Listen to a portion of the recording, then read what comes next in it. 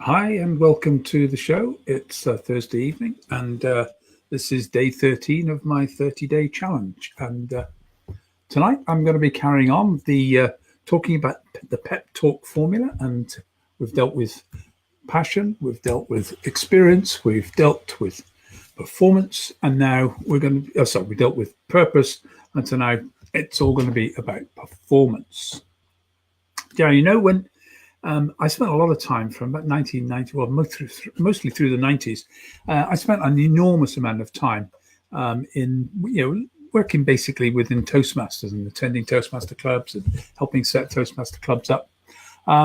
Learned a huge amount, particularly from doing the contests. The contests are competitions, delivering a 7-minute speech in basically a knockout competition across the world to culminate in the World Championship. I made it to the British champion once. I didn't get any further. But it still taught me an enormous amount just going through the process of working on those speeches.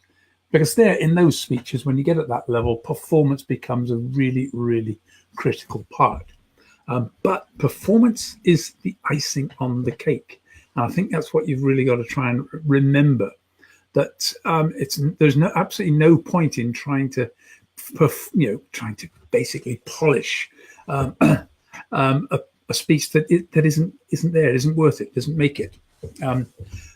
Passion, experience, purpose, all of those things have to be there. That's the ingredients to the cake, if you like. If you haven't got a good, well-constructed speech, if you're not drawing on your experiences, if you're not working with your passions, if you've not got a clear message and a clear purpose with the speech, no amount of performance is going to help it. That said, if you don't get those the performance sorted out, then it can be a pretty mediocre presentation. All four of these elements have to work together.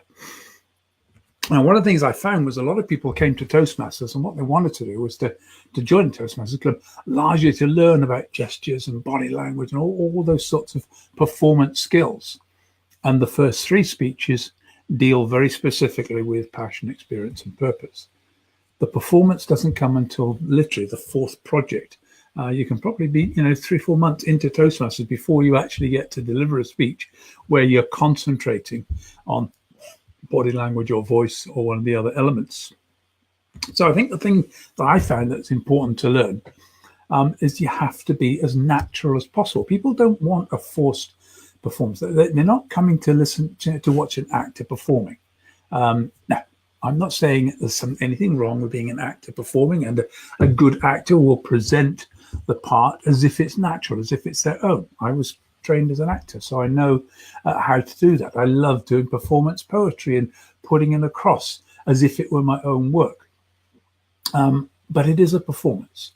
And I'm thinking about every element of how to present and put across that poetry, that piece of prose, exactly the same with a speech. What I'm trying to do is to polish that speech up and enhance the message. But it has to be natural.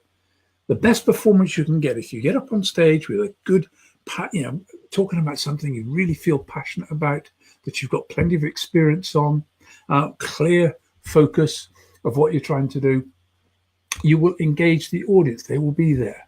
Now, what happens if in the process of that speech, you've got a very strong accent, which is difficult to understand? Well, sound is more important than visual. People will switch off. People will go. If you haven't got the slides right, if you're reading from the slides, people will leave. People will just switch off. They'll just go to sleep. They'll zone out. They'll be thinking about every other problem in the world. Performance isn't just about all those things. It's a whole range of things. It's the kind of gestures that you use. Now, I remember I was doing a speech exam for LAMDA. I was doing my associateship. London. I've got a associateship of the London Academy of Music and Dramatic Arts, LAMDA, and I got an honours, a distinction for passing. So I got it with honours. Now the thing is that I nearly didn't. And the comment that was made to me, I'm a bit of a gesturing speaker. I get up on stage and my hands are all over the place. And I need to sometimes calm that down. And this was pointed out by the examiner, who said, don't you think that sometimes a gesture is more powerful when it comes from a place of silence? And I thought, yeah, an emphatic gesture is emphatic. But if I'm flailing my arms around and then make an emphatic gesture, it loses much of its potency. So in performance, what we're looking at is how can we put across how can we organize and present this speech, this idea, this content in such a way that it actually engages the audience more effectively, it reaches them, it touches them emotionally. And yeah, even if you're delivering a business presentation, you still need to do that. If you don't believe me, just have a quick look at some of Steve Jobs' presentations when he's been promoting and presenting Apple products. It's a pure theatrical roller coaster. And I did exactly the same. My very first big speech, I spoke to 1,500 life insurance salesmen at the Barbican in London.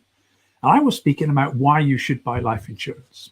And I told a friend of mine I'd done this. He was involved in the industry, but in technology. And I had the video and I said, hey, have a look.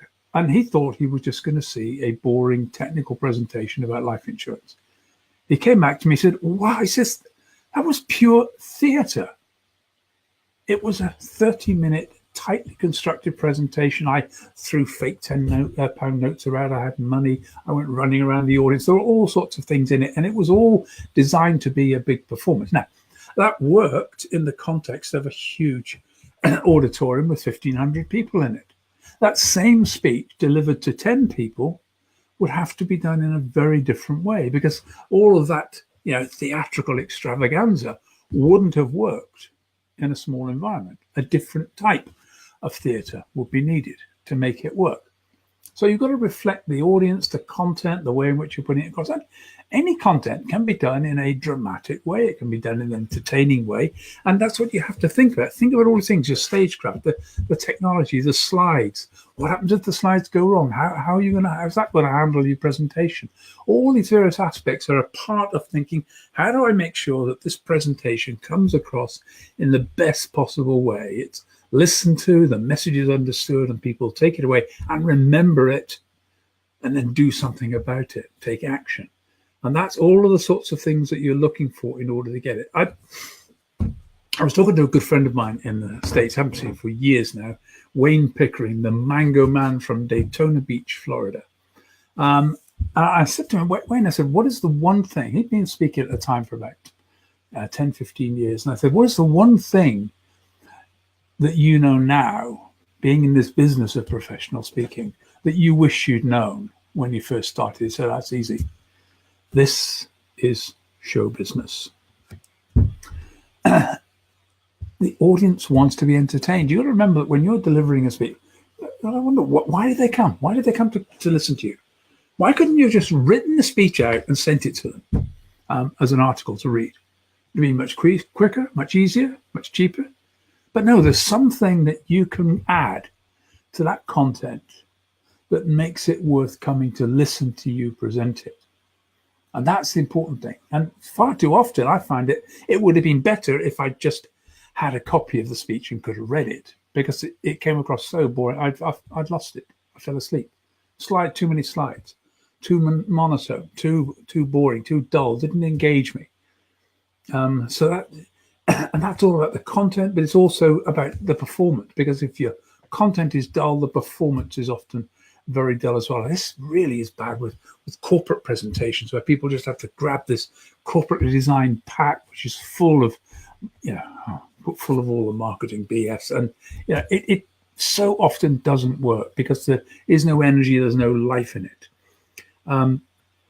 So this is really what performance is all about. It's thinking about all those aspects of making sure that people can understand your voice, that it's clear, and that you gesture appropriately, that you move appropriately. You don't rush around all over the place, but you do move to engage people in the best way that you can.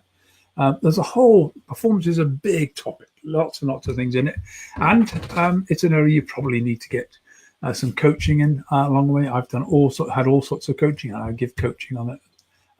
So it's an aspect that needs to help to build. Aim to enhance the message of your speech. That's the goal with performance.